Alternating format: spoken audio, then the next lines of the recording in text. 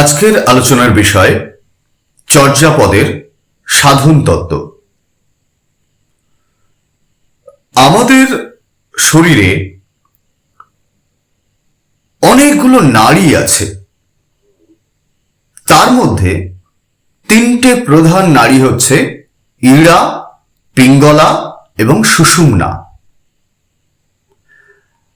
আমরা যখন গ্র্যাজুয়েশনে এই চর্যাপদ পড়েছি বা তার আগে আমাদের এইচএসেও চর্যাপদ ছিল, তখন আমরা পড়েছি, কিন্তু এই ইড়া, পিঙ্গলা, সুষুম্নার ব্যাপারটা বুঝতে পারিনি এবং আমাদের কোনো স্যার ম্যামেরাও বলে দেননি। আমরা জিজ্ঞাসা করেছিলাম, কিন্তু তারা বলেছেন যে আমরা এত কিছু জানি না। তো মাস্টার্সে যখন আরো ডিটেলে চর্যাপদ পড়তে গেলাম, তখন আরো আগ্রহ বাড়লো যে কি এগুলো, মানে কি ইড়া, পিঙ্গলা, সুষুম্না, এগুলো কি, কিভাবে এগুলো, এই প্রসেসিংটা কি করে হয়। চর্যার সিদ্ধাচার্যেরা নির্বাণ লাভ করেন শুনেছি, তাদের জন্ম মৃত্যুর বন্ধন থেকে তারা মুক্ত হয়ে যান, কি করে হন? আমরা একটু চেষ্টা করে দেখি। যাই হোক, সেই জানার আগ্রহ থেকে আস্তে আস্তে জানতে পারলাম সমস্ত কিছু। আমাদের শরীরের তিনটে নাড়ির কথা আমরা বলেছি যে প্রধান, ইড়া, পিঙ্গলা এবং সুষুম্না। আমাদের বাঁ নাক থেকে যে শ্বাস বের হয় সেটা হচ্ছে ইড়া, আর ডান নাক থেকে যে শ্বাস প্রবাহিত হয় সেটা হচ্ছে পিঙ্গলা। কি করে বুঝবো এটা? না, এই রকম যদি আমরা নাকের কাছে হাত রেখে জোরে শ্বাসটা ছাড়ি, তাহলে দেখতে পাবো যদি ডান নাকে শ্বাস চলে, তাহলে ডান দিক থেকে একটা গরম বাতাস অনুভব করা যাবে। আর যদি এই বাঁ নাড়ি বা ইড়া অ্যাক্টিভ থাকে, তখন দেখা যাবে যে এই বাঁ দিকে গরম শ্বাসের অনুভূতি সেটা হবে। এটা হচ্ছে ইড়া এবং পিঙ্গলা। এখন আমাদের দৈনন্দিন জীবনে শরীর তো সবার সুস্থ থাকে না সব সময়, কারণ আমরা যে খাদ্য খাবার খাই, আমরা যেভাবে জীবনযাপন করি, সেটা খুব একটা সুস্থতার জন্য সহায়ক নয়। যারা যোগী পুরুষ, যারা ঠিকঠাক ভাবে জীবনযাপন করেন, তাদের নাকি 1 ঘন্টা 1 ঘন্টা করে শ্বাস থাকে। ইড়া নাড়িতে 1 ঘন্টা, তারপরে পিঙ্গলা নাড়িতে 1 ঘন্টা, এইভাবে সারাদিনে শ্বাস চলতে থাকে। এখন আমাদের ক্ষেত্রে প্রায়শই ওটা 2 ঘন্টা, 3 ঘন্টা, 4 ঘন্টা এরকমও থাকে। এই ইড়া এবং পিঙ্গলা নাড়ির ভূমিকাটা কি? এর আবার অনেক নাম আছে। যেটা ইড়া, বাঁ নাক দিয়ে যে শ্বাস বইছে, সেটাকে বলা হচ্ছে চন্দ্র নাড়ি, চন্দ্র নাড়ি। আর ডান নাক দিয়ে যে শ্বাস বইছে পিঙ্গলা, তাকে বলা হচ্ছে রবি নাড়ি, সূর্য নাড়ি। এর আরো নাম আছে, গঙ্গা যমুনা, মানে গঙ্গা যমুনা। মনের মানুষ সিনেমাটা যখন দেখতে গিয়েছিলাম, তখন একটি গান ছিল, আলীর উপর কালী না কালীর উপর আলী। ওই আলী কালী, ওটাও এই ইড়া পিঙ্গলার একটি নাম, বিকল্প নাম। আলী কালী, কখনো বলা হচ্ছে ধমন চমন, চন্দ্র সূর্য, এই সমস্ত বিভিন্ন রকমের নাম আছে। এখন এই ইড়া এবং পিঙ্গলার পথে শ্বাস বইছে মানে কি? মানে হচ্ছে আমরা মরলোকে আছি এবং মৃত্যুকে প্রাপ্ত হব, এবং মৃত্যুকে প্রাপ্ত হওয়ার পর আমরা আবার পুনরায় জন্মগ্রহণ করব। অর্থাৎ এই যে জন্ম মৃত্যুর চক্র, এইটা চলতে থাকবে, এইটা থেকে আমরা বেরোতে পারছি না, এটা বলছে আর কি ইড়া পিঙ্গলার এই গতি। তাহলে কি করা যায়? না, এই ইড়া পিঙ্গলার গতিকে যদি কোনোভাবে বন্ধ করে বিকল্প একটি পথ দিয়ে শ্বাসকে প্রবাহিত করা যায়, তাহলে কাজের কাজ হয়। দুই নাক দিয়ে শ্বাস বইবে না, তাহলে কোথা দিয়ে শ্বাস বইবে? সাধকরা বলছেন আরেকটা পথ রয়েছে, বিকল্প পথ, সুষুম্না পথ। সেটি হচ্ছে আমাদের মেরুদণ্ডের ভিতর দিয়ে একটি পথ রয়েছে, যোগীরা কল্পনা করছেন সেটি হচ্ছে সুষুম্না পথ। গঙ্গা, যমুনা, সরস্বতী, ওই সরস্বতীটা হচ্ছে সুষুম্না। এটা কি বোঝা যায় যে সুষুম্নার পথ দিয়ে শ্বাস বইছে? আমাদের তো একটা চেঞ্জ হয়, মানে বাঁ নাক থেকে ডান নাকে শ্বাস আসে ওই সন্ধিক্ষণটা, বা ডান নাক থেকে বাঁ নাকে শ্বাস আসে ওই সন্ধিক্ষণটায় কিন্তু আসলে সুষুম্না নাড়িতে শ্বাস প্রবাহিত হয়, কিন্তু সেটা খুব অল্প সময়ের জন্য, কয়েক সেকেন্ডের জন্য, 2-1 মিনিটের জন্য। শাস্ত্রে বলা হচ্ছে যে ইড়া নাড়িতে যখন শ্বাস বইবে তখন জল পান করা উচিত, তরল খাদ্য খাওয়া উচিত এবং যাবতীয় শুভ কর্মের অনুষ্ঠান করা উচিত বাঁ নাকে শ্বাস বইলে। এবং ডান নাকে যখন শ্বাস বইবে তখন যাবতীয় ক্রূর কর্ম এবং সলিড খাবার খাওয়া উচিত, তাহলে দ্রুত হজম হয়ে যায়। কারণ রবি মানে তো জঠরাগ্নি, জঠরাগ্নি তো খাদ্যকে হজম করে। এই সমস্ত ব্যাপার রয়েছে, আরো অনেক ব্যাপার স্যাপার রয়েছে। তো যখন আমরা চঞ্চল থাকি, আমরা সারাক্ষণই চঞ্চল থাকি, তখন এই ইড়া এবং পিঙ্গলার প্রভাবটা বেশি পড়ে। দেখবে যখন আমরা খুব রেগে যাই, যখন আমরা ঘুমাই, যখন আমরা খাই, যখন আমরা খুব চঞ্চল হয়ে যাই, তখন আমাদের শ্বাস খুব দ্রুত পড়তে থাকে। এবং শ্বাসের সাথে আয়ুরও একটা সম্পর্ক রয়েছে। তোমরা দেখবে যে দ্রুতগামী প্রাণী মানে চিতা ইত্যাদি, বেজি, এরা অল্প সময়, অল্প বছর বাঁচে। এবং কচ্ছপ, হাতি, এরা মন্থরগামী প্রাণী, এদের শ্বাস খুব কম পড়ে, তাই এরা অনেক বছর বাঁচে। তো আমরা চঞ্চল। আমরা যদি কখনো স্থির হতে পারি তবে ম্যাজিকটা দেখা যাবে। মানে মনে করা যাক যে ধ্যান হলো, ধ্যান হয়, কিন্তু হ্যাঁ, ধ্যান করতে হয় না, ধ্যান হয়ে যায়। সেটা খুব উচ্চ স্তরের সাধনার ব্যাপার। কিন্তু যদি আমরা অন্তত চোখটি বন্ধ করে সমস্ত চিন্তা, বাইরের চিন্তাগুলোকে দূর করে একটু ভালোভাবে বসে নিজের শ্বাসের দিকে খেয়াল রাখি, যে শ্বাস ঢুকছে বেরোচ্ছে, একটা স্থিরতা, একটা প্রশান্তি, এইভাবে যদি অন্তত আমরা মিনিট 2-3 থেকে 5 মিনিট বসতে পারি, তাহলে দেখবো যে এই শ্বাসের গতিটা কিন্তু কমে গেছে। তখন নাকে কাছে হাত দিলে দেখা যাবে যে ইড়া এবং পিঙ্গলা দিয়ে কিন্তু শ্বাস বইছে না। তাহলে কোথা দিয়ে শ্বাস বইছে? ওই সময় হচ্ছে সুষুম্নার মধ্য দিয়ে শ্বাস বইছে, অর্থাৎ মেরুদণ্ডের ভিতর দিয়ে। এখন এই যে সুষুম্নার ভিতর দিয়ে শ্বাস বয়, এই সময়টা সাধারণ মানুষের জন্য খুব একটা ভালো সময় নয়। বলা হয় যে এই সময় কোনো কাজই করবে না, শুধুমাত্র ঈশ্বরের নাম ধ্যান ইত্যাদি করবে, কারণ সব কাজই নিষ্ফল হয়। আমরা দেখি না, সবসময় অনেকেই অনেক কাজ করি কিন্তু সব কাজ সফল হয় না। এর পেছনে কিন্তু এই শ্বাসের অনেক ব্যাপার স্যাপার রয়েছে, প্রমাণিত। যাই হোক, যখন একজন সাধক গভীর ধ্যানমগ্ন হয়ে যান, তখন তার সুষুম্না নাড়ি অ্যাক্টিভ হয়ে যায়, ইড়া এবং পিঙ্গলার প্রভাব থাকে না। তার মানে জাগতিক প্রভাবটা তার চলে যাচ্ছে। এরপরে আমরা আসছি দেহের ওই মেরুদণ্ড বরাবর কতগুলো চক্র রয়েছে। প্রথমত আমাদের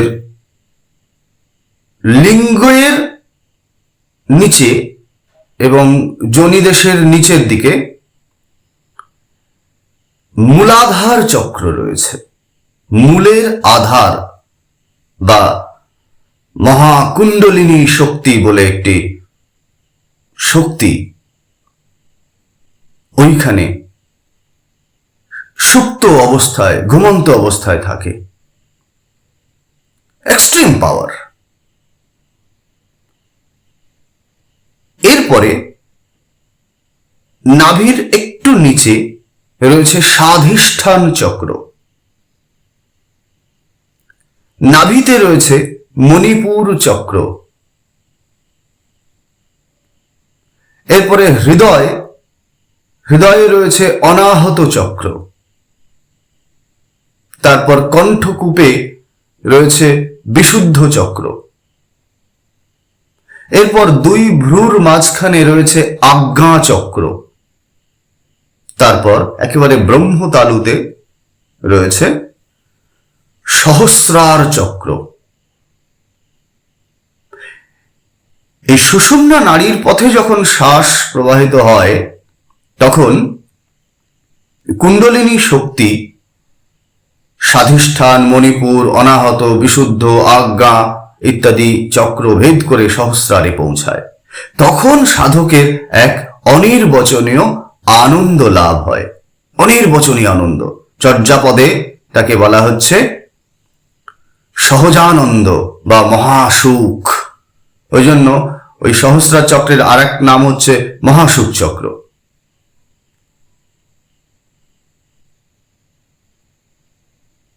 এবারে এই মণিপুরে যে অনুভূতি হয় তাকে বলা হচ্ছে আনন্দ। অনাহত চক্রে যে অনুভূতি তাকে বলা হচ্ছে পরমানন্দ। বিশুদ্ধ চক্রে যে অনুভূতি তাকে বলা হচ্ছে বিরমানন্দ। এবং সহস্রারে যে অনুভূতি তাকে বলা হচ্ছে সহজানন্দ। বৌদ্ধ সিদ্ধাচার্যরা কি চেয়েছিল? চর্যাপদে যারা বৌদ্ধ সিদ্ধাচার্য তারা চেয়েছিল যে জগতের সমস্ত রকমের বন্ধন বা ইতিবাচক, নেতিবাচক অস্তিত্ববোধের কারণ ওই ইড়া আর পিঙ্গলা নামক দুটি নিম্নাভিমুখী নাড়ি। দ্বৈতবোধ মানে ভালো মন্দ, ছেলে মেয়ে, সুখ দুঃখ, এটা হচ্ছে দ্বৈতবোধ। জন্ম মৃত্যু, এই দ্বৈতবোধের কারণ ইড়া পিঙ্গলা। এবারে এই ইড়া পিঙ্গলার প্রভাব থেকে চর্যার সাধক নিজেকে মুক্ত রেখে সুষুম্নাকে জাগ্রত করেন। তারপর কুণ্ডলিনী শক্তিকে স্বাধিষ্ঠান, মণিপুর, অনাহত, বিশুদ্ধ, আজ্ঞা ইত্যাদি চক্র ভেদ করে সহস্রার চক্রে নিয়ে যান। তখন তার এক অনির্বচনীয় আনন্দ বা মহাসুখ লাভ হয়। এই মহাসুখ লাভের সাধনাই হচ্ছে চর্যার সাধনা। চর্যার সাধন তত্ত্বের মূল বিষয়বস্তু হচ্ছে এইটা। বৌদ্ধ সিদ্ধাচার্যরা বলছেন যে এই বোধিচিত্ত বা মহাসুখ হচ্ছে পরম সত্য। প্রজ্ঞারূপিণী শূন্যতা এবং উপায়রূপিণী করুণাকে সাধনার দ্বারা মিলিত করলেই এই মহাসুখ লাভ করা যায়। এই যে প্রজ্ঞারূপিণী শূন্যতা এবং উপায়রূপিণী করুণা, এইটাকে সাধনার দ্বারা এক করতে হবে। এগুলো আর কিছুই না, এগুলো ইড়া এবং পিঙ্গলাই। বামগা নাড়ি হলো প্রজ্ঞারূপিণী, মানে বাম দিকের যে নাড়ি সেটা হচ্ছে প্রজ্ঞারূপিণী, আর দক্ষিণগা নাড়ি হচ্ছে উপায়রূপিণী, ডান দিকেরটা। এই দুই নাড়ির মাঝখান দিয়ে যে নাড়ি প্রবাহিত তা হলো সুষুম্না বা অবধূতিকা। চর্যাপদের নাম অবধূতিকা। অবধূতি নাড়িতে বাম এবং দক্ষিণ নাড়ির ক্রিয়াকে যদি একত্রিত করা যায় তাহলে নাভি দেশের মণিপুর বা নির্মাণ চক্রে আমি বলেছিলাম যে নাভিতে একটি চক্র রয়েছে, তার নাম হচ্ছে মণিপুর চক্র, ওটার আর একটা নাম হচ্ছে নির্মাণ চক্র। সেইখানে বোধিচিত্ত জাগ্রত হয়, বোধিচিত্ত উৎপন্ন হয়। বোধিচিত্ত যখন নাভিতে অবস্থান করে তখন তাকে বলা হচ্ছে আনন্দ। হৃদয়ে অবস্থানকালে পরমানন্দ, কণ্ঠে অবস্থানকালে বিরমানন্দ এবং মস্তিষ্কের শীর্ষদেশে অবস্থানকালে সহজানন্দ। এই 4 প্রকার আনন্দের অনুভূতি লাভ হয়। বৌদ্ধ বজ্রযান থেকে উৎপন্ন সহজ যানের সাধনার কথাই চর্যাপদাবলিতে কখনো সরাসরি, কখনো রূপক প্রতীকের মাধ্যমে প্রকাশিত হতে দেখা যায়। এবারে দু একটা উদাহরণের সাহায্যে আমি বলি যে চর্যাপদে কি এই রয়েছে? চর্যাপদের বাইরের যে অর্থ, সেখানে কিন্তু এই সমস্ত কিছু পাওয়া যাবে না। সেখানে পাওয়া যাবে তৎকালীন সমাজ জীবনের কথা, মানুষের সুখ দুঃখ অভাব অভিযোগের কথা, এবং চর্যাকারেরা সেটাই চেয়েছিলেন যে এই সাধনার কথা মানুষকে বোঝানো যাবে না, মানুষের জেনে লাভ নেই, তাই তারা বলতে চাননি। দর্থক ভাষায়, এমন একটা আলো আধারী ভাষা, সন্ধ্যা ভাষায় চর্যাপদ লেখা হয়েছিল যে তার বাইরের অর্থ একরকম, ভিতরের অর্থ আর একরকম। তাহলে বাইরের অর্থ থেকে আমরা পাচ্ছি সেই সমাজ চিত্র, কাব্যমূল্য বা সাহিত্য মূল্য, আর অন্তর্নিহিত যে অর্থ সেটা থেকে আমরা পাচ্ছি এই সাধন তত্ত্ব। আচ্ছা, সব চর্যাপদেই এই সাধন তত্ত্ব রয়েছে। এই ইড়া পিঙ্গলা সুষুম্নার কথা, মহাসুখ লাভের কথা বিভিন্ন ভাবে রয়েছে। একটা চর্যাপদের কথা বলি। ভবন গহন গম্ভীর বেগে বাহি, দু আন্ত চিখিল মাঝে ন থাহি। ভবন গহন গম্ভীর বেগে বাহি, দু আন্তে চিখিল মাঝে ন থাহি। মানে হচ্ছে ভব নদী গহন এবং গম্ভীর বেগে প্রবাহিত হচ্ছে, তার দুদিকে কাদা কিন্তু মাঝখানে ঠাঁই নেই। এই যে দুদিকে কাদা, দুদিকে কাদা মানে কি? ইড়া এবং পিঙ্গলা বলছে ওই পথে যেও না, ওটা পথ নয়, সাধনার পথ ইড়া পিঙ্গলা নয়, ওটা নিম্নাভিমুখী নারী, ওটা নিয়ে চললে জন্ম মৃত্যুর চক্র থেকে জীবনেও বের হওয়া যাবে না, নির্বাণ লাভ হবে না, মুক্তি লাভ হবে না, মুখ্য হবে না। মোক্ষের জন্য কি করতে হবে? মধ্যপন্থা অবলম্বন করতে হবে। মাঝে ন থাহি, মাঝখানে ঠাঁই নেই। তো মাঝখান মানে কোনটা? সুষুম্নার পথ। আরো আছে উদাহরণ। টালত মোর ঘর নাহি পরবেশী, হাড়িত ভাত নাহি নীতি আবেশী। টিলার উপরে আমার বাড়ি, কোনো প্রতিবেশী নেই, হাড়িতে ভাত নেই কিন্তু নিত্য অতিথির আনাগোনা। টিলা কি? টিলা মানে কোনো পাহাড়ের টিলা নয়, টিলা মানে এই সহস্রার চক্র, এটার কথা বলা হচ্ছে। তো এইভাবে চর্যাপদকে যদি আমরা প্রত্যেকটা চর্যাপদ ধমন চমন বেনি পিণ্ডি বৈঠা, লুই ভনই আম হে ঝানে দিঠা, ধমন চমন বেনি পিণ্ডি বৈঠা, অর্থাৎ লুই ভনই, লুই বলছে যে আম হে আমি ঝানে দিঠা মানে ধ্যানে দেখেছি। লুই বলছে যে আমি ধ্যানে দেখেছি। ধমন চমন বেনি, বেনি মানে কি? সংযুক্ততা। এই যে ইড়া এবং পিঙ্গলার যে শ্বাসটা, সেটা কিরকম ভাবে আসে? এই সাপের মতন এই পিঙ্গলায় আসলো, তারপরে এখান থেকে এরকম ভাবে কণ্ঠে গেল, তারপরে এরকম ভাবে হৃদয়ে গেল, এইভাবে বেঁকে বেঁকে প্রবাহিত। আবার ওখান থেকে ওই রকম ভাবে ইড়া হয়ে, কণ্ঠ হয়ে, ওই হৃদয় হয়ে, নাভি হয়ে এরকম ভাবে পেঁচিয়ে রয়েছে। এটা বেনির মতন, চুলের বেনির মতন। ধমন চমন বেনি, বেনি মানে এখানে সংযুক্ততা। ধমন চমন মানে ইড়া পিঙ্গলা, বুঝতেই পারছো।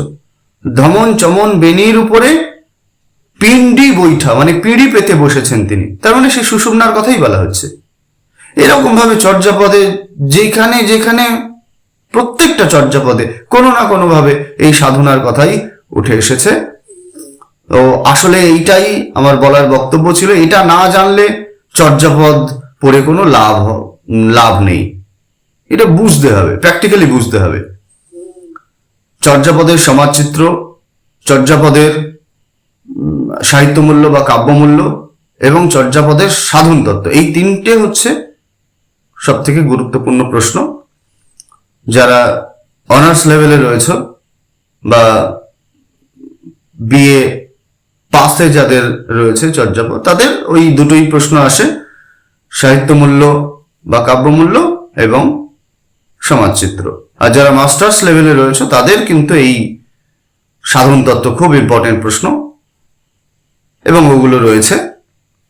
তাছাড়া এক একটা চর্যাপদ দিয়ে দেয়, সেখানে কতগুলো নির্দিষ্ট চর্যাপদ থাকে, তার বাহ্যিক অর্থ এবং এই সাধন তত্ত্বগত অর্থ কিন্তু করতে হয়, লিখতে হয়। তো সাধন তত্ত্ব না জানলে সাধন তত্ত্বগত অর্থ লিখবে কি করে? বই মুখস্থ করে হবে না। ঠিক আছে, আজকের ক্লাস এটুকুই রইল। সবাই ভালো থাকবে।